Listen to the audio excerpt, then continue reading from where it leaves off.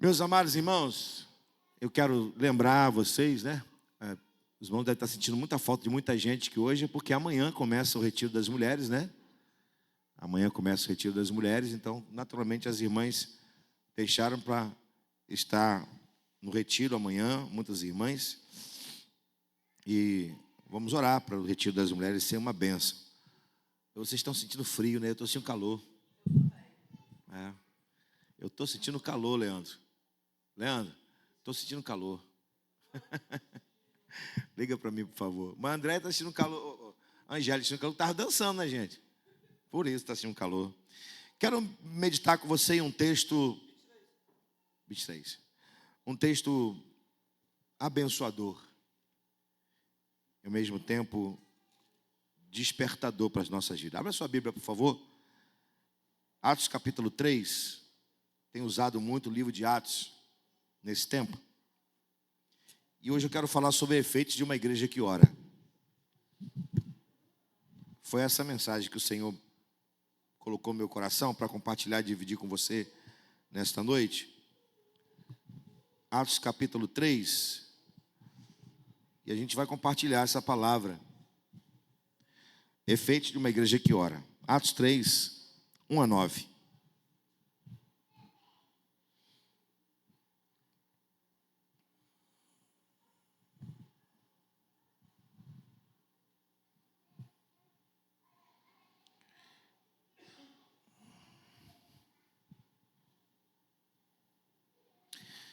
Pedro e João subiram junto ao templo à oração da hora nona, que corresponde às 3 da tarde ou às 15 horas. Era trazido um varão que desde o ventre de sua mãe era coxo, o qual todos os dias punha a porta do templo, chamada Formosa, para pedir esmola aos que entravam. Ele, vendo a Pedro e a João que iam entrar no templo, pediu que lhe dessem uma esmola. E Pedro, com João, fitando os olhos nele, disse: olha para nós. E olhou para eles, esperando receber alguma coisa. E disse Pedro: não tenho prata nem ouro, mas o que tenho, isto te dou. Em nome de Jesus Cristo, o Nazareno, levanta e anda. E tomando pela mão direita, o levantou, e logo os seus pés se tornaram e se firmaram. E saltando ele, pôs-se em pé e andou. E entrou com eles no templo, andando, saltando, louvando a Deus. E todo o povo viu andar e louvar a Deus. Somente até aí. Vamos falar com o nosso Senhor. Obrigado, Pai, por essa palavra, por essa porção da Tua bendita palavra. Pedimos-te, por favor, que por ela o Senhor nos fale nessa noite, abençoando nossas vidas. Senhor, obrigado pela oportunidade que temos de estar na Tua casa. Rogamos Tua bênção, ó Deus, e a bênção do Senhor sobre os nossos irmãos que ainda estão estudando, trabalhando. Que o Senhor possa, nesse momento, nos abençoar com a Tua palavra. Assim oramos no nome de Jesus. Amém e amém. Glória a Deus. A igreja é sustentada pela palavra e pela oração. Você já deve ter ouvido essa frase muitas vezes na sua vida cristã. E possivelmente você tenha ouvido de outra maneira. Possivelmente você ouviu de outra forma. Mas essa é a grande verdade. Que privilégio hoje receber a água do irmão Luciano. Benção. Obrigado, irmão Luciano. Coisa linda. Obrigado, meu irmão. Eu vou tomar um pouquinho de água. Deixa eu aproveitar que o irmão Luciano trouxe água.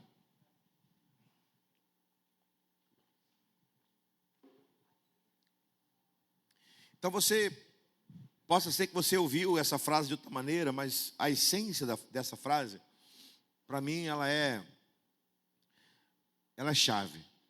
A igreja sempre foi e sempre será sustentada pela oração e pela palavra. Ao longo dos anos, a igreja ela foi se afastando dessa verdade dupla, né? Oração e palavra. E durante muito tempo, esse dia eu estava, irmãos, recebi, eu faço parte de um grupo de pastores do Brasil, mentoria, pastores do Brasil de mentoria.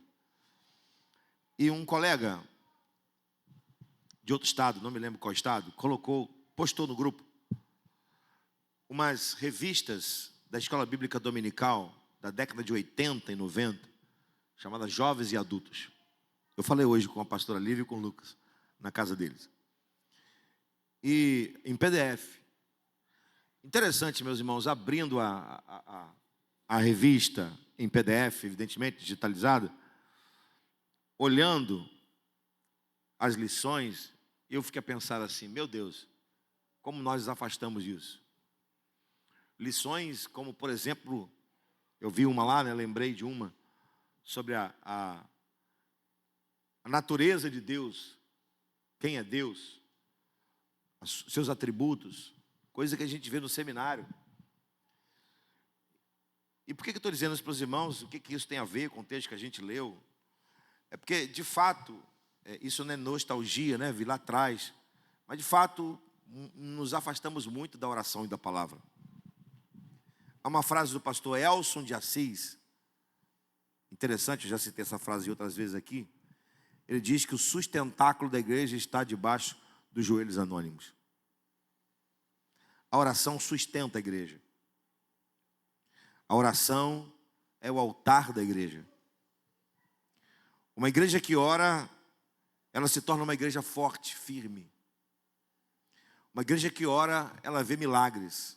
Vamos falar sobre isso. A oração, ela tem propósitos definidos na nossa vida.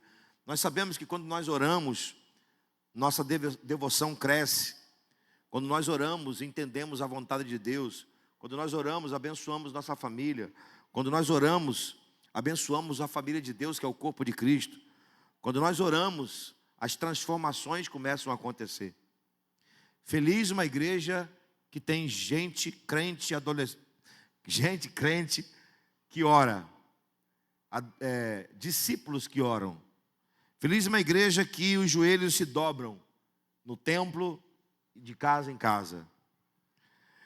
Esse texto que nós acabamos de ler vai falar sobre oração.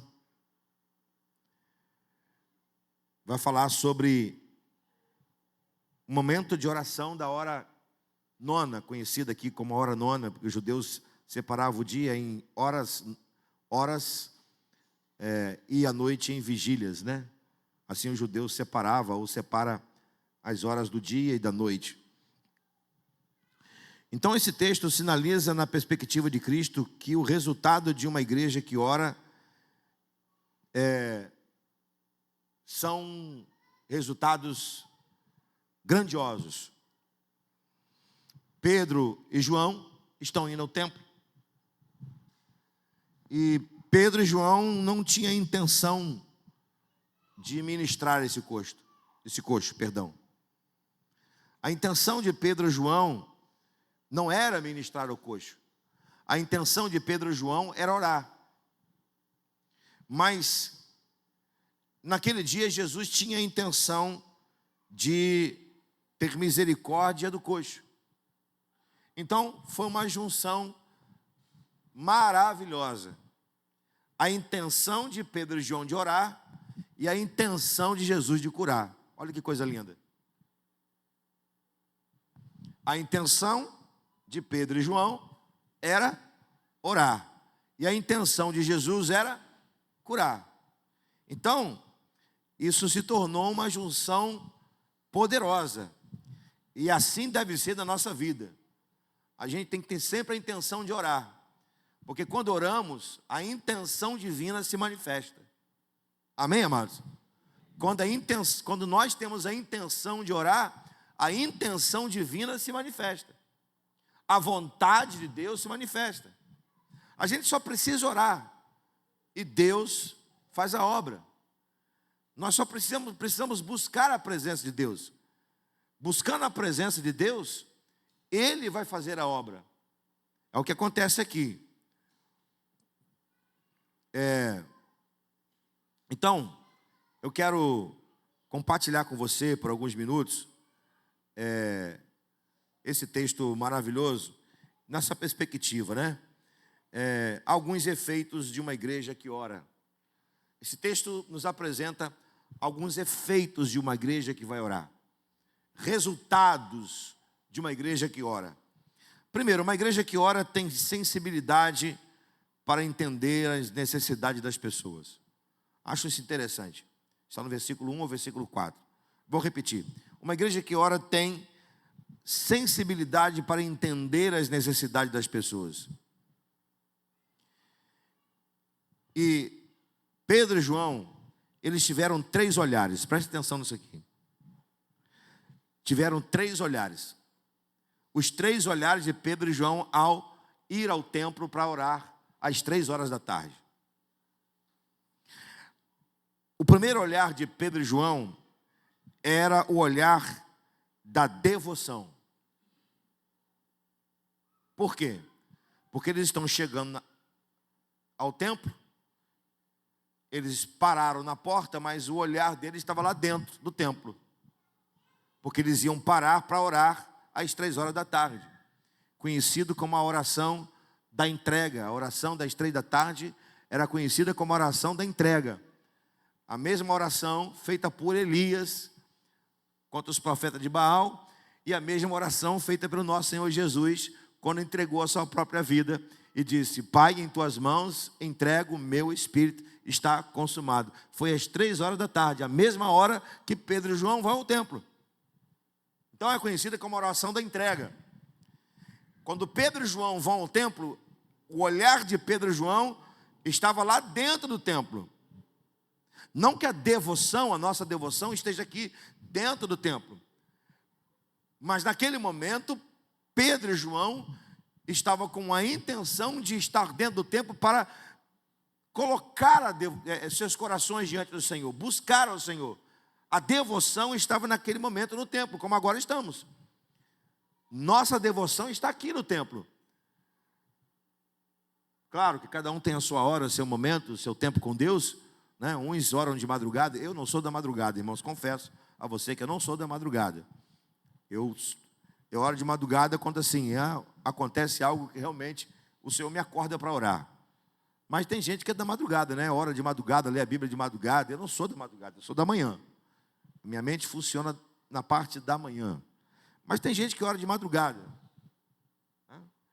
Então, madrugada é só o seu horário de devoção. Tem gente que ora à tarde. Pedro e João estão indo ao templo à tarde para orar. Não importa a hora. O que importa é a devoção, amém? A hora não importa, importa buscar ao Senhor, amém? De novo, a hora não importa, o que importa é buscar o Senhor, amém? Amém. Só que Pedro e João estão indo às 3 horas da tarde, a hora da devoção deles. Então o primeiro olhar estava na devoção. O segundo olhar, o olhar para a necessidade. Porque eles pararam e olharam para o coxo. Olhar para o necessitado. Perdão. Eles olharam para o necessitado.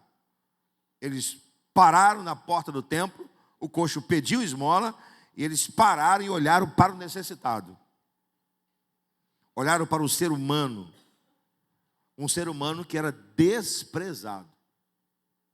Nós já temos 2 olhares. O olhar da devoção, o olhar para o necessitado, mas tem um terceiro olhar de Pedro e João, que era o olhar do discernimento. Eles olharam para o necessitado, mas depois olharam com o discernimento. É como se dissesse assim: esse homem não precisa de esmola, ele precisa de Jesus. É discernimento. Isso só acontece, por quê? Porque primeiro vem a devoção. Quando a igreja ora, ela tem a sensibilidade de olhar para as pessoas. Quando você tem uma vida de oração, você cria sensibilidade de olhar para as pessoas de maneira diferente. Hoje eu tive em um depósito de material de construção e fui comprar um negócio lá para casa, uma torneirinha, que até me pediu, estava pedindo quase uma semana. Essas coisas, né? E desculpa, irmão, também não sou bom nesse negócio de casa, trocar lâmpada. Não sou bom, eu confesso meu pecado. Minha mulher, coitada, ela sofre comigo nisso. Mas enfim, eu fui comprar um negócio de torneirinha, cheguei num depósito de material de construção, uma moça que foi minha aluna muitos anos atrás, no Colégio Batista. Me viu, veio me abraçar. E essa menina falou: pastor, de vez em quando eu ouço lá a sua igreja, no YouTube, vejo as mensagens lá. E ela começou a falar comigo, tem 3 filhos, e ela me quando disse que igreja que ela está, e ela falou assim para mim: meu pastor, ora pelo meu marido. Meu marido tem chamado pastoral. Eu falei: minha filha, como é que você sabe que seu marido tem chamado pastoral? Porque ele ama a gente. Ele ama pessoas. Ele se doa por causa de gente, por causa de pessoas. Aquilo me chamou a atenção, irmão, me fez assim, veio no meu coração, assim. Aí me deu a vontade de falar assim: fala para o seu marido para conversar comigo. Mas eu não posso, ele tem pastor, eu não posso fazer isso. É falta de ética. Mas aquilo tocou meu coração, porque é exatamente isso. Quando a gente tem uma vida de oração, a gente tem a sensibilidade de olhar para as pessoas de maneira diferente. Sabe por quê? Porque o nosso olhar passa a ser o olhar de Cristo, o olhar de Deus.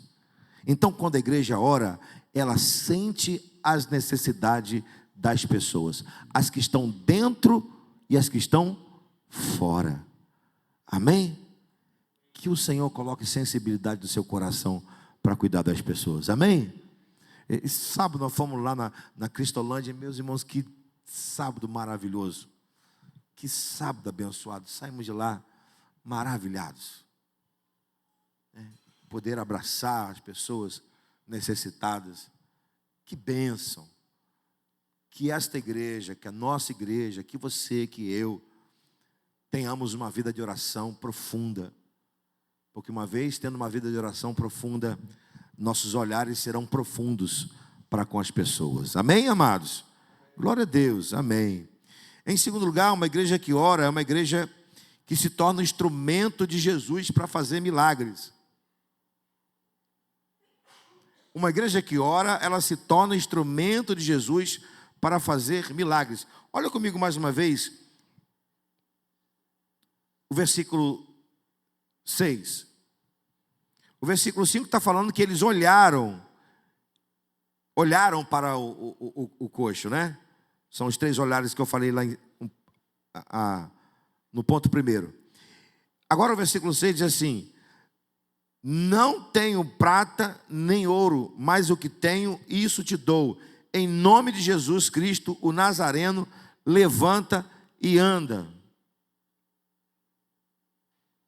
Então Pedro e João saíram de casa para buscar ao Senhor. E nesse momento, estão sendo instrumento do Senhor de milagre. Olha que coisa interessante.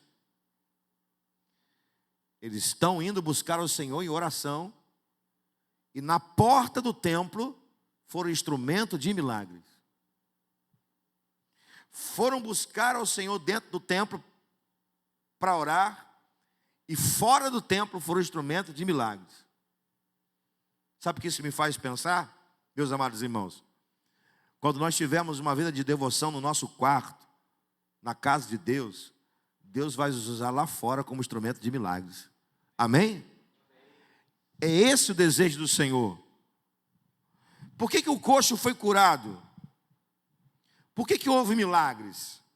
Porque tinha homem na porta do templo de oração. O que as pessoas precisam? Elas precisam de milagres, sobretudo o maior dos milagres. E o maior dos milagres é a salvação em Jesus Cristo. Não existe maior milagre do que esse. Uma pessoa morta no delito e pecado ser transformada em um filho de Deus por meio da salvação em Jesus Cristo. Esse é o maior dos milagres. Então, quando nós tivermos uma vida de devoção, de oração aqui dentro, e dentro do nosso secreto, Deus vai nos usar lá fora como instrumento de milagres. Esse é o meu desejo. Meus irmãos, eu só acredito em um avivamento quando houver transformação das pessoas. Avivamento é quando as transformações começam a acontecer. A começar, perdoe-me aí a redundância, a começar pelos que estão dentro da casa de Deus. Avivamento começa dentro, para depois ganhar, ir para fora. Avivamento começa aqui dentro. Avivamento começa aqui dentro. Então, quando nós tivermos uma vida de oração, de devoção, de busca ao Senhor, lá fora nós seremos instrumento dele de milagres. Amém, amados? Vem aí os 40 dias de oração e jejum. E eu creio que Deus vai fazer grandes milagres depois desses dias. Amém? Glória a Deus. Amém. Em terceiro lugar, uma igreja que ora se transforma em uma porta aberta. Uma igreja que ora se transforma em uma porta aberta. O versículo 8 diz que esse homem saltou, pôs-se em pé e entrou com Pedro e João no templo. Ele agora já está curado. Então ele entrou no templo, ele andou, saltou e louvou a Deus dentro do templo. Olha só que coisa interessante. Segundo a lei de Moisés, os homens que tinham defeitos físicos não podiam entrar no templo. O que nós podemos dizer é que a religião fecha a porta. A religiosidade fechou a porta para esse homem. É automático. É imediato. Quando ele está curado, ele sabe que agora pode entrar no templo. A religião fechou a porta para ele. A religiosidade fechou as portas para o coxo. Mas a oração, a intenção da oração de Pedro e João foi instrumento para a porta se abrir e ele entrar dentro do templo, saltando, louvando a Deus com toda a sua alma. A oração é chave que faz com que o evangelho abra as portas do reino para as pessoas e feche as portas para o diabo na vida das pessoas. A oração é a chave que abre portas e fecha portas. Amém, meus irmãos? Diga comigo isso. A oração é chave que abre portas e fecha portas. A oração é isso, irmão, é chave. E às vezes nós esquecemos que temos essa chave nas nossas mãos. Às vezes esquecemos que foi nos dado essa chave. Jesus disse a Pedro: dar-te-ei a chave do reino dos céus. O que ligar na terra terá sido ligado nos céus. O que desligar na terra terá sido desligado nos céus. Chave fala de autoridade. Repare que nos versículos anteriores, Pedro diz assim: olha aqui para nós. Olha a autoridade. Em nome de Jesus, levanta e anda. Autoridade. Então, quando a igreja ora, ela se transforma em uma porta aberta. A religião fecha a porta para as pessoas.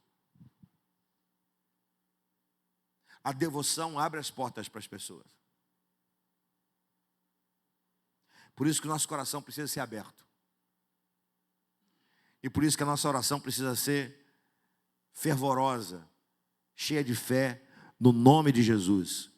Porque ao nome de Jesus, portas se abrem. Posso ouvir um amém, meus amados irmãos? Glória a Deus. O coxo não experimentou apenas um milagre em sua vida. O coxo experimentou entrar na casa de Deus. Ele experimentou uma transformação completa. Precisamos orar de verdade para que as portas sejam abertas. Precisamos orar com fé para que o Senhor possa abrir as portas. Amém? Em último lugar, uma igreja que ora causa impacto nos que estão dentro e nos que estão do lado de fora. É o versículo 9. Olha o que diz o versículo 9. Olhem na sua Bíblia, por favor.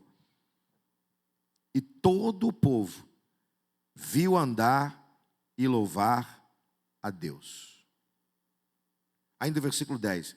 E conheciam-no, pois era ele o que assentava à porta a pedir esmola, a porta formosa do templo. E ficaram cheios de pasmos e assombro pelo que lhe acontecera.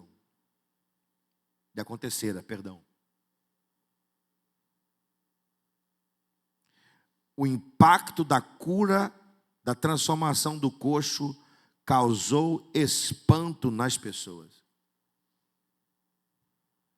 Esse espanto e assombro nada mais é do que o poder de Deus se manifestando. Quando o poder de Deus se manifesta, todos sentem. E se nós queremos isso acontecendo na nossa vida, nós precisamos buscar o altar da oração. Quando a igreja ora, Deus causa, promove impacto. Atos 16, Paulo e Silas estão dentro da prisão à meia-noite. E o que eles estão fazendo mesmo? Louvando e orando. À meia-noite aconteceu um impacto, um terremoto. E as portas da prisão foram abertas. E em questões de minutos, o impacto da oração, do louvor de Paulo e Silas alcançou o coração do carcereiro e ele recebeu a salvação. Está na hora de deixarmos de ser pessoas com dificuldade para orar. Está na hora da disciplina da oração ser mais forte do que a nossa própria vontade. Está na hora de sermos impactados pelo poder de Deus dentro e fora. Está na hora da igreja ser impactada pela oração. Está na hora da igreja impactar os que estão lá fora pela oração. Eu creio, meus irmãos, no impacto do poder de Deus quando a igreja ora. Eu creio quando a igreja orar, o Espírito Santo vai causar impacto no coração das pessoas. As pessoas vão querer estar nesse lugar.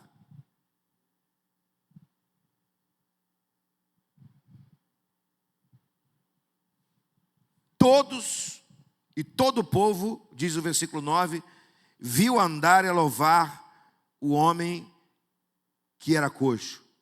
E eles ficaram espantados com o que aconteceu. Eu espero um dia da igreja causar espanto no bairro onde nós estamos. Eu espero que a igreja cause espanto nas pessoas. O que está acontecendo naquele lugar? Eu quero lá ver o que está acontecendo naquele lugar. Mas isso só vai acontecer quando os nossos joelhos se dobrarem e quando a nossa oração for profunda na presença de Deus. Amém, meus amados irmãos? Glória a Deus. E eu quero terminar olhando para esse texto na perspectiva ainda do versículo 1. E aqui termino. Olha só que coisa interessante. Pedro e João subiram juntos. Isso fala de unidade.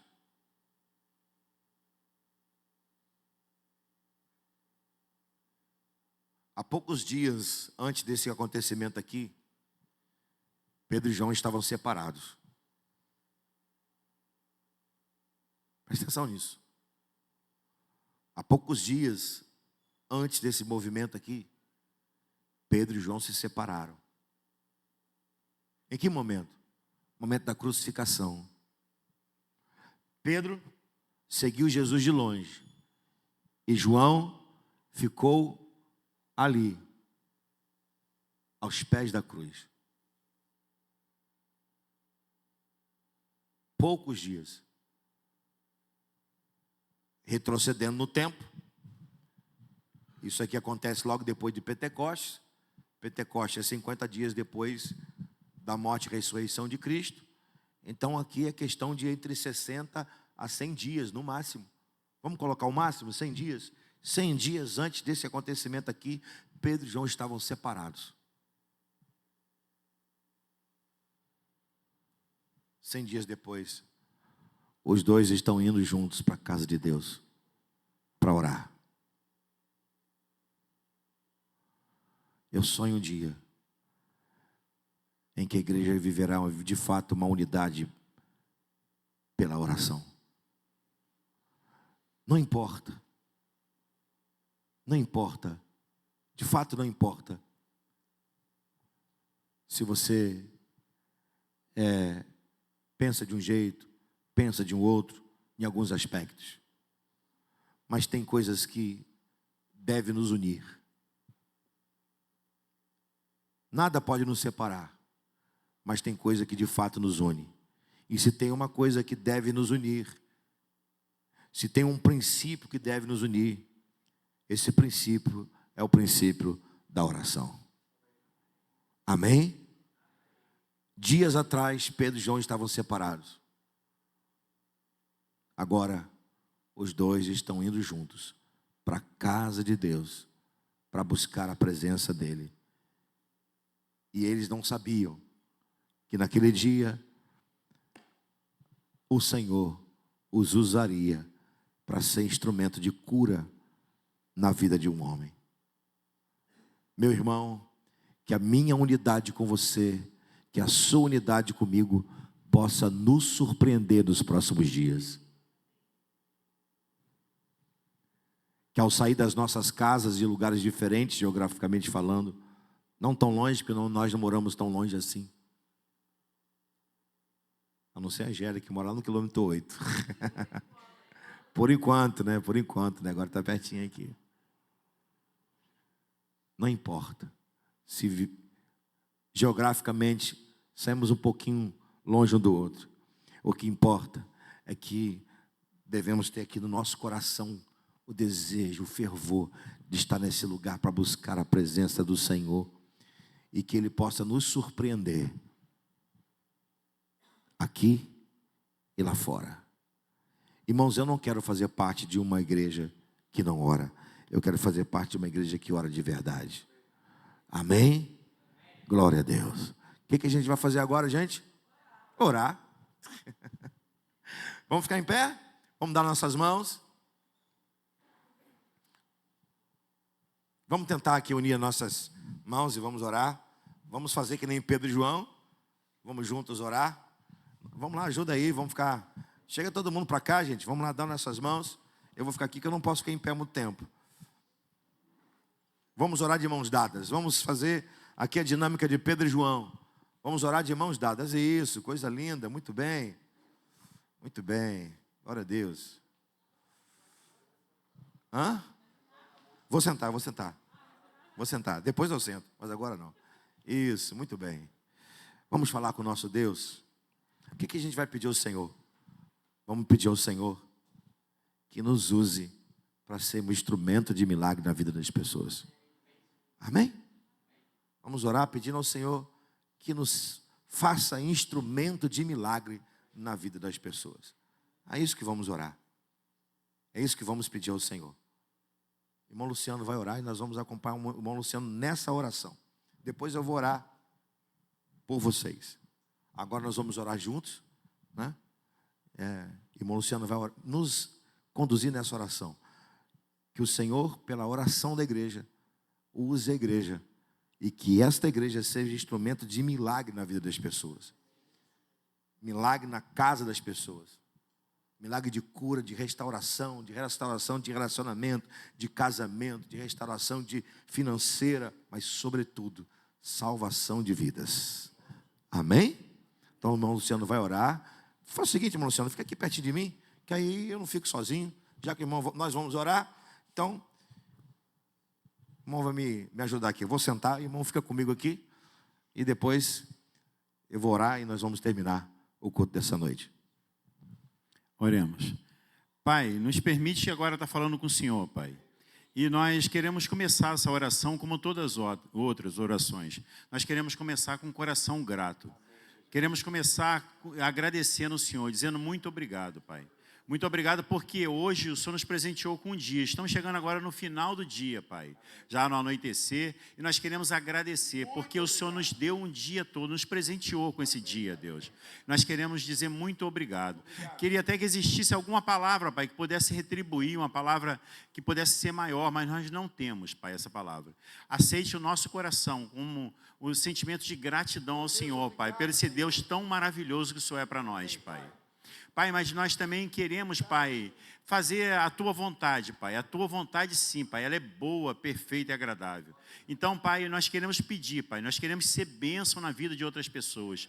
Pai, queremos que o Senhor cada dia mais acrescente o Teu santo e doce Espírito à nossa igreja, Pai. Queremos fazer diferença nesse lugar, Pai. Queremos fazer diferença na vida de outras pessoas, Pai.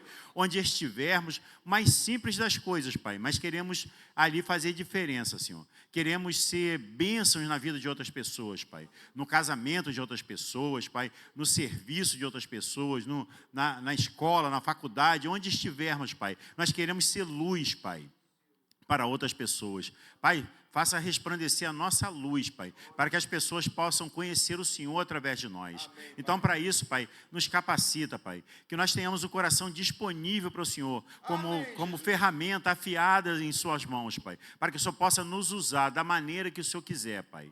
Por favor, Deus, nós agora nos colocamos à disposição do Senhor, Pai. Por favor, usa-nos, Pai. E para isso, Pai, nos capacita. Fala conosco, Pai, todos os dias, Pai. Desde o amanhecer, no anoitecer, na madrugada, Pai. Onde o Senhor quiser, Pai. Por favor, Pai, vai nos moldando, Pai, como vasos de honra, como vasos que o Senhor quer que nós sejamos, Pai. Por favor, nós pedimos isso não porque em nós haja algum mérito, porque o Senhor sabe que não temos mérito nenhum, mas nós pedimos isso no nome precioso do Teu Filho amado, Pai, Jesus Cristo, até este momento. Amém, Senhor. Senhor, eu quero Te agradecer neste momento por estarmos aqui, e agora eu quero pedir a bênção sobre a vida dos meus irmãos que estão aqui, mas também sobre aqueles que não estão. Quero Te louvar pela igreja de Jesus Cristo, Teu Filho, em toda a terra. Não somente a nós aqui, de todas as tribos, raças, línguas e nações. Mas em especial eu quero pedir pelos meus irmãos que estão aqui.